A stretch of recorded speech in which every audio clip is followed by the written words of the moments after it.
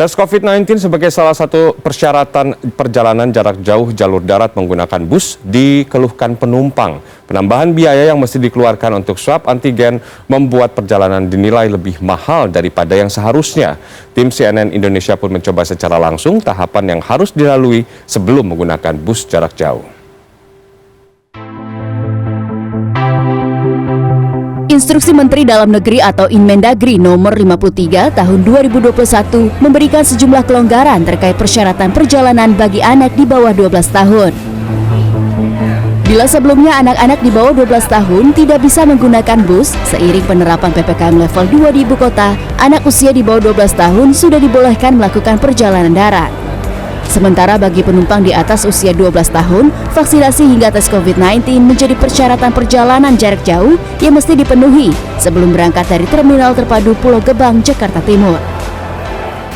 Jadi data yang kita punya beberapa hari belakangan ini itu sekitar 20 sampai 40 penumpang per hari. Dengan bis yang berangkat itu sekitar 15 sampai 20 bis.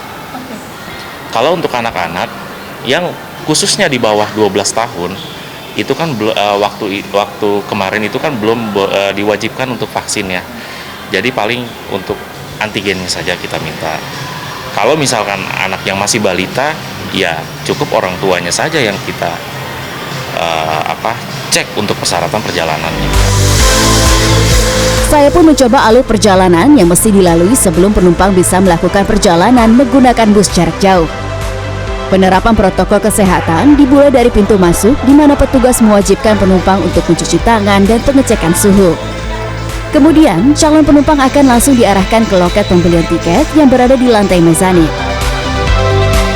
Bagi penumpang yang belum melakukan tes COVID-19, maka akan diminta untuk menuju stand pemeriksaan tes COVID-19 yang berada di lantai 1 untuk menjalani swab antigen.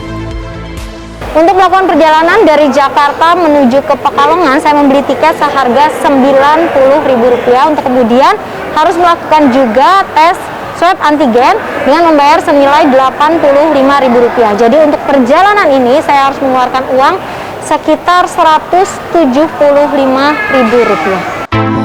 Usai menjalani swab antigen, penumpang dengan hasil tes negatif akan diarahkan menuju counter checkpoint untuk pengecekan persyaratan perjalanan dan menukar tiket dengan barcode sebagai akses masuk area keberangkatan bus.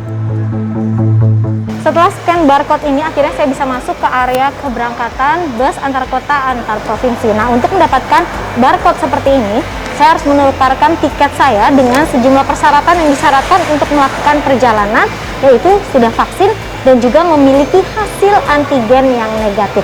Saatnya kita berangkat. Penumpang pun memberikan komentar beragam terkait kewajiban melakukan tes COVID-19 dengan metode swab antigen sebagai syarat perjalanan menggunakan bus saat penerapan PPKM level 2 di ibu kota.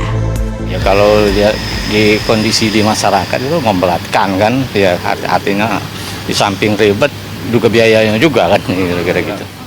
Mestinya biayanya untuk bis saja kan nanti tambah itu dah.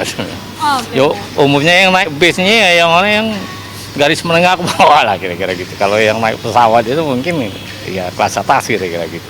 Kalau sebatas ini sih kita nggak begitu keberatan karena antigen ya, dan harganya juga kan masih terjangkau lah. Kalau PCR mungkin keberatan.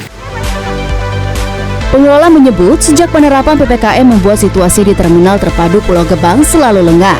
Di tengah penerapan PPKM level 2 di ibu kota saat ini, penumpang bus juga masih tetap lengah. Setiap harinya hanya terdapat 30 hingga 40 penumpang dengan 15 bus yang berangkat ke sejumlah tujuan di Pulau Jawa dan Sumatera. Padahal, biasanya terdapat ribuan penumpang dan ratusan bus yang berangkat dari Terminal Terpadu Pulau Gebang. Sufiani Tanjung, Daud Thompson, Jakarta.